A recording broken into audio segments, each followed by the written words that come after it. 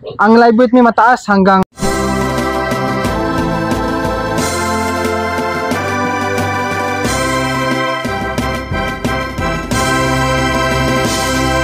live weight price update ngayong January 2025. Hi guys, good morning po sa ating lahat. Welcome back po sa aking channel.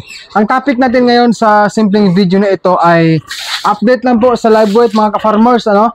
So dito po sa probinsya ng Antique, direct to the point po na update sa buhay na baboy or live weight po. Sa Fatining tayo guys ha, Fatining lang na update. Live weight price update ngayong January 2025. 80 kilos pataas na Fatining, 220.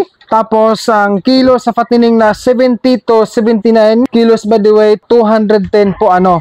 And then 60 to 69 kilos body weight, 200 pesos per kilo. Then 50 to 59 kilos body weight, 190 po mga ka-farmers. Ayan, so ganyan po ang update ngayon sa atin pong live weight dito po sa aming lugar sa probinsya ng Antique. Ayan. Sa inyo mga ka-farmers, magkano po ang live weight dyan sa inyong bawat lugar ninyo? Alam ko po na iba-iba ang atin pong mga live weight sa Fatining, ano. Samantala ang ating mga biik na to, mga ka-farmers, sila po ay matagal-tagal pa ho itong ibibinta. Kasi mga maliliit pa ho eh. So sila po ay pakakainin po ni Mrs. ng pre-starter feeds po. Ayan, nilalagyan po ng King's Vita Plus Animal Feed Supplement po ang dry feeds na pre-starter. Samantala itong isa guys ay para po sa kabilang mga biik na 6 na piraso. Ayan, medyo maliit-liit lang ang kanilang kain kasi nga maliit pa naman sila, no? Ayan, feeding time. Ayan, so talagang ano guys, talagang nakakataba ng puso, ano? Kapag ang ating mga baboy or mga alagang baboy ay mga healthy or malulusog mga ka-farmers. Yan. Tignan natin sa kabila. Tignan natin. Dagko na guys, oh. 40 days old since birth po. Yan, malalaki na po sila sa edad na 40 days old since birth. Ayan, malapit na po silang ano guys, malapit na po silang i-dispose. Ibig sabihin, meron kasing nagpapareserve nito eh, no? Meron pong nagpa-reserve kaya malapit na pong i-dispose ng iba dito. Pero magtitira ako ng mga biik dito na gagawin kong Fatining. Hindi po ako nagpapaubos or magpapaubos ng pagbinta ng biik kahit na backyard lang. Kailangan ko kailangan meron ako pa ring Fatining kasi nga sayang yung space pag ibinta ko lahat itong mga baboy ko, no? So gusto ko lang isingit sa ating update ngayon mga ka-farmers ang mga nagtanong sa akin na available pa daw ba ang aking mga biik na to. So sagutin ko lang, hindi po available na mga ka-farmers kasi naka-reserve na po ang iba dito, no? So magtitira lang ako dito guys ng mga 8 heads siguro or 9 heads of Fatiners. Kasi nga kung hindi ako magbenta ng biik guys ay masikip ang akin pong kulungan para sa mga Fatining, no? Yan, maximum kasi nito guys, ano lang eh. Maximum na area yung sukat sa kulungan na to, maximum mga 13 heads. Pwede pa ang 15 heads, no? Pwede pa ang 15 heads kaso gutok na guys. Kung sa Bisaya pa, gutok na sila. Kung panahon ng grower age hanggang finisher age nila. Kaya last time, nagbinta po ako ng 10 Fatiner. Medyo okay pa yan guys. Medyo may kaluwagan pa ng konti, no? Ang space sa akin pong kulungan na ito. Yan. So maximum 13 heads kaya pa. Hindi po kasi maganda talaga na masyadong makitid ang kulungan tapos marami akong biik halimbawa. So mapiktahan ang kanilang growth, no? Ayan mga ka-farmers, comment down below na lang po kung magkano ang inyong mga live weight diha sa inyong mga lugar, no? Sa bawat lugar ninyo.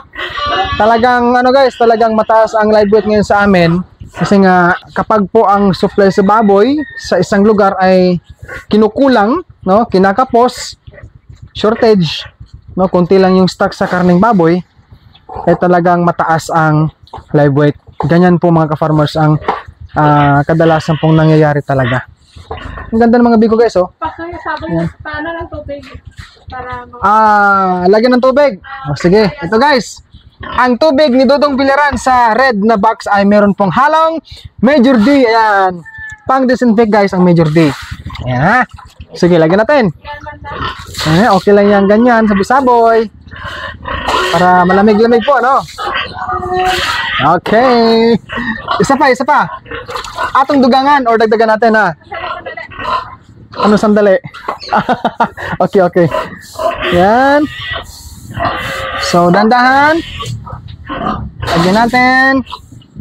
Doon sa kabila. Yan. Kulang pa? O husto na? Ay, sa akong mga kondiha guys ha, sa aking mga supporters na mga kapwa Bisaya ko sa Negros Occidental, no? Ganon din sa Negros Oriental, no? Sa mga Bisaya, lahat, sa mga Cebu, Mindanao area, lahat po, kung saan man kayo sulok ng Pilipinas po, shout out po sa inyong lahat mga supporters ko dyan ha. Yan. Okay na?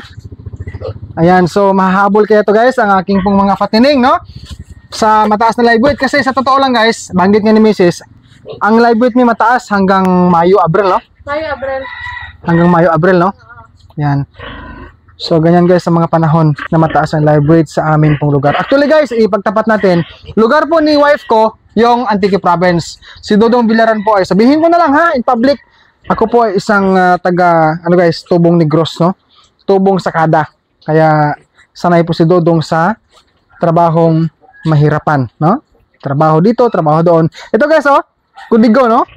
Yan, January 2025 na live weight, 80 kilos up, 220, 70 to 79 kilos, 210, 60 to 69 kilos, 200, 50 to 59 kilos, 190.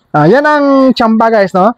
Yan ang maganda kapag po meron tayong mga fattening na matimingan po na mataas o mahal ang live weight, ay talagang kikita po talaga tayo sa pag-alaga ng baboy. Alam nyo mga beginners, isingit ko lang yung munting idea. Sandali, excuse lang guys ha. Pakibigyan mo ngayong sound natin. Yung alin yellow? Dalawa sila. Wait lang guys ha, isingit ko lang kasi may ingay eh. Itong yellow na AI, bigyan mo ng kalahating cup noodles na developer. Dito to. Dito. Yung may feed sa ano yan? Sa red yan, oh. Yan, good news guys kasi ang akin pong yung inahin na yon ay nagsimula na rin po siyang namamaga ang kanya pong labasan ng ihi. Ayan, maglalandi na rin po yan guys mga ka-farmers. Epektibo talaga yung mga ginagawa ni Dodong Bilaran eh. Mga simpleng style, no? Pampinubring style ni Dodong Bilaran sa akin pong pampinubring backyard piggery. Ayan, so talagang nakakatawa mga ka-farmers, ano? Lahat po ng mga ginagawa ni Dodong Bilaran ng mga simpleng sistema sa pag-alaga po ng baboy, kahit na meron tayong mga kabiguan, no? Sa buhay kasi natin meron mga failure, no? May mga pagkakamali, meron ding tagumpay. Talagang ganda ng buhay, parte po sa ating buhay yan mga ka-farmers. So sa farming, kung inyo pong maalala, sinabi ko noon, logi, patas at ginansya. Yun lang po ang ating maaangkin sa ating pagpanguma or pagsasaka, ano. Kahit na yung mga BA ko na to guys ay hindi man timing na mataas ang live weight ngayon, ay nakakataba pa rin ang puso dahil nga po sila ay medyo malaki na po, ano, sa kanilang edad na 40 days old since birth. Ayan. So dito po ay kasama ko pa rin ang King's Vita Plus Animal Feed Supplement.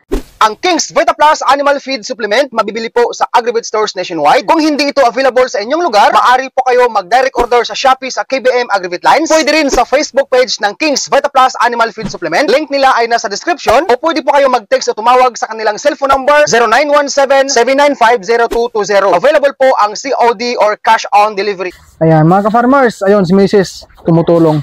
Yan, kumusta na? Ano, binta na natin yung mga edek?